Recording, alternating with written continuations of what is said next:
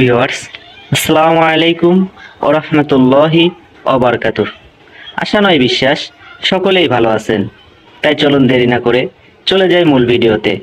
আজকের ভিডিওতে গুরুত্বপূর্ণ যে বিষয়টি সম্পর্কে আমরা জানব তা হলো, ভাই আমি হাঁসের বাচ্চা উঠিয়েছি আজকে 5 থেকে 7 দিন। ব্রুডিংও ঠিকভাবে করেছি, খাদ্য ও মেডিসিনগুলোও ঠিকভাবেই দিচ্ছি। তারপরও আমার বাচ্চাগুলো কেন জানি চোখ মুখ দিয়ে পানি ঝরা বা চুনা পায়খানা করছে এবং বসে বসে ঝিমাচ্ছে ও প্যারালাইসিস হয়ে পা ও ঘাড় বাঁকা হয়ে কাঁপুনি সহ চোখের পলকে মারা যাচ্ছে। আবার কিছু বাচ্চা সারাদিন সবকিছু ঠিকই ছিল, কিন্তু রাত্র শেষে ঘুম থেকে উঠে দেখি মরে মেঝেতে পড়ে আছে। এখন বুঝতে পারছি না কি করব। হ্যাঁ ভিউয়ার্স, আজকের ভিডিওটি তাহলে আপনার জন্যই।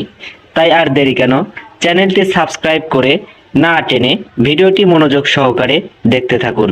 ইনশাল্লাহ আশা করি ভিডিওটি দেখে আপনার কোনো উপকার না হলেও কোনো ক্ষতি হবে না। প্রিয় ভিউয়ার্স, চলুন সংক্ষিপ্তভাবে জেনে নেই কোন কাজগুলো সঠিকভাবে করলে আপনাকে এ সমস্যার সম্মুখীন হতে হবে না। তবে শুরুতেই যে কথাটি বলবো তা হলো, অভিজ্ঞতার বিকল্প কোনো কিছুই নেই। তাই ভিডিও দেখে অতি উৎসাহ সহকারে অভিজ্ঞতা ছাড়াই খামার করতে যাবেন না। শেষে লাভের আশায় মাথায় হাত দিয়ে বসে থাকতে হবে। আপনারা যেখান থেকেই বাচ্চা সংগ্রহ করেন না কেন, অবশ্যই বাচ্চার গুণগত মান বিশ্লেষণ করে উন্নত মানের এ গ্রেডের বাচ্চাগুলো সংগ্রহ করবেন। কারণ বি ও সি গ্রেডের বাচ্চাগুলো ডিমের মধ্যে থেকেই বিভিন্ন অণুজীবের আক্রমণের শিকার হয়।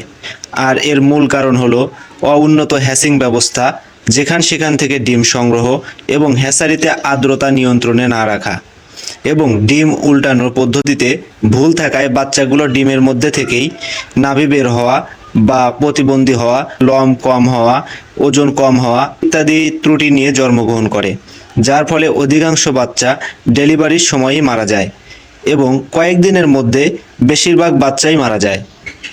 তাই বলাই যায় এ সমস্যার সমাধানের জন্য এ গ্রেডের বাচ্চার বিকল্প নেই। এরপরে যে বিষয়টি বলবো তা হলো, আমরা অনেকেই অনেক দূর দূরান্ত থেকে বাচ্চা সংগ্রহ করে থাকি। তাই বাচ্চা ডেলিভারি সংক্রান্ত বিষয়ে আমাদের অবশ্যই কিছু বিষয় খেয়াল রাখতে হবে। তা হলো, আপনি বাচ্চা ক্যারেট বা ঝুড়ি অথবা কার্টুন যেখানেই নেন না কেন, অবশ্যই খেয়াল রাখবেন বাচ্চা নড়াচড়ায় যেন কোনো সমস্যা না হয়। এবং যদি পিকআপের পরিবর্তে বাসে নেন তাহলে অবশ্যই ছাদে দেন অথবা বক্সে। প্রয়োজনীয় পদক্ষেপ অবশ্যই গ্রহণ করবেন যাতে বাচ্চার অতিরিক্ত গরম বা অতিরিক্ত ঠান্ডা না লাগে। কারণ এই গরম বা ঠান্ডা নিয়ন্ত্রণে না রাখতে পারলে আপনার বেশিরভাগ বাচ্চা গাড়িতেই মারা যাবে এবং বাকি বাচ্চা বিভিন্ন রোগ ও সমস্যায় আক্রান্ত হয়ে পরবর্তীতে আপনাকে ক্ষতির সম্মুখীন করবে। তাই এই বিষয়গুলো অবশ্যই মাথায় রেখে বাচ্চা ক্রয় করবেন এবং চ্যানেলটি সাবস্ক্রাইব করে এগ্রিকালচার ফ্রেন্ডস বিডির সাথেই থাকবেন। পরবর্তী ভিডিওতে আমরা বাচ্চার ব্রুডিং নিয়ে বিস্তারিত আলোচনা করব। সে পর্যন্ত ভালো থাকুন, সুস্থ থাকুন। আসসালামু আলাইকুম ওয়া রাহমাতুল্লাহি ওয়া বারাকাতুহু।